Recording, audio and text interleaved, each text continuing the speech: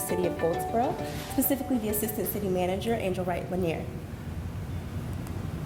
Today we're going to talk about my project with the city of Goldsboro, and it consisted of several interviews with the city, particularly stakeholders who are in local government in the city manager's office, and also business owners and the community at large.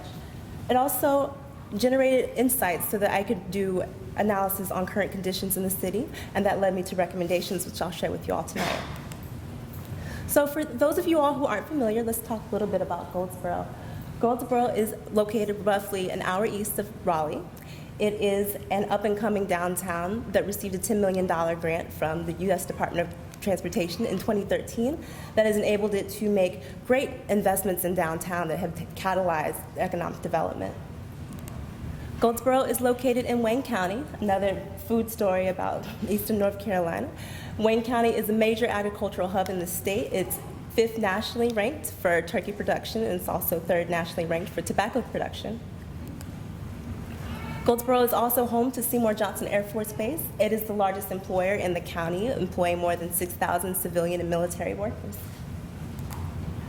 So, what did my project consist of? From January till now and ongoing, I've been doing interviews with more than 20 stakeholders. These stakeholder interviews have been around the question of how can economic development, what does economic development in Goldsboro look like? How can conditions improve? What would you all like to see in your community in the future? And from those insights, I was able to do additional research and develop recommendations. So when I asked clients or respondents from the interviewees what they wanted to see in Goldsboro, I kind of got responses in 3 buckets. And the first buckets revolved around improving the quality of life in Goldsboro. And those kind of quotes are in green. Some people wanted a progressive city that's a competitive location for business. Some people wanted a city where leaders promote better race relations. Other people wanted greenways and parks to be upgraded. Another bucket of responses revolved around current strengths. People who lived in Goldsboro liked the small town atmosphere, and they wanted it to be a place where they could settle down and raise kids. And they liked that it brought people from all over the country and the world who go to the Seymour Johnson Air Force Base. So they saw it as a melting pot, and they wanted to cultivate that. They also are really encouraged by what's going on in terms of downtown reinvestments. So they wanted the downtown to be a place where young people and empty nesters could live, and it also would have a mix of small and local businesses. But not everybody saw this as the path forward, and in fact, a lot of people identified barriers that could hold the city back. So I bucket those barriers into a set of micro-level and macro-level challenges that I'll explain to you now. Some of the micro-level challenges are around safety. There is a perception that the city is not safe all the time, and this perception is really held by affluent residents, and it's driving some people to consider moving to other places. There's also challenges around retaining and attracting college-educated talent, and that leads to this other problem of recruitment. Again, there's this mismatch between people who are looking for jobs in the city and people who, employers specifically, who are finding it difficult to hire people who have the technical skills able to do production jobs. And this leads into a macro-level regional challenge around low wages. So this chart is indexed to average wages in Goldsboro versus average wages in the state. So in 1969, average wages were about aligned, but over the next 40 years, where the data ends in 2013, average wages in Goldsboro went down 13% relative to the rest of the state. And this was confirmed anecdotally, where people felt like they weren't earning enough, they felt like they weren't getting paid, and it even drove some people to commute to Raleigh or to go seek opportunities elsewhere.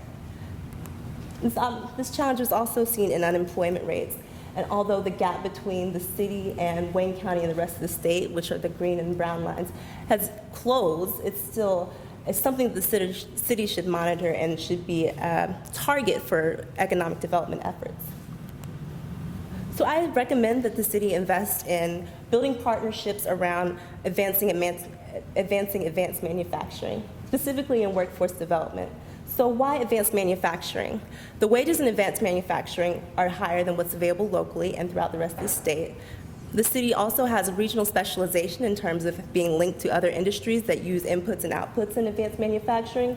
And there are also existing partnerships at the county level through the workforce development efforts at the community college, also the local county economic developers and local business people are all working together to bring forth a new asset, the Advanced Manufacturing Center, which will be a training facility that will go online in summer of 2016. And I think the city has a great opportunity to work with those stakeholders to make sure that there's a big talent pipeline available to take advantage of those opportunities. So what are occupations within advanced manufacturing? These are your technical machinists, welding, cutting occupations that not too many people are trained in nowadays, and people might have different perceptions of what those jobs might look like. So the strategy moving forward will evolve around education and also getting people to become familiar with what these occupations are. But it's a big challenge because, as you can see by national numbers, the rates of people who particularly need to be connected with these jobs don't always get them. Now, these don't reflect what's going on in Goldsboro right now. These are national numbers, but I think there's an uphill battle that the city needs to be aware of in order to properly match people with these opportunities. So this isn't the only recommendation that I came up with. This is one of three. Another one involves building networks between inner city residents and then the community at large, and also finding opportunities to increase access to affordable housing. So in closing, I want to say that I met a lot of great people in Goldsboro. I had a great opportunity to work with a lot of people who are committed to bringing the city to a new place, and I think that with these recommendations and continued investment, Goldsboro can be a better city tomorrow and today.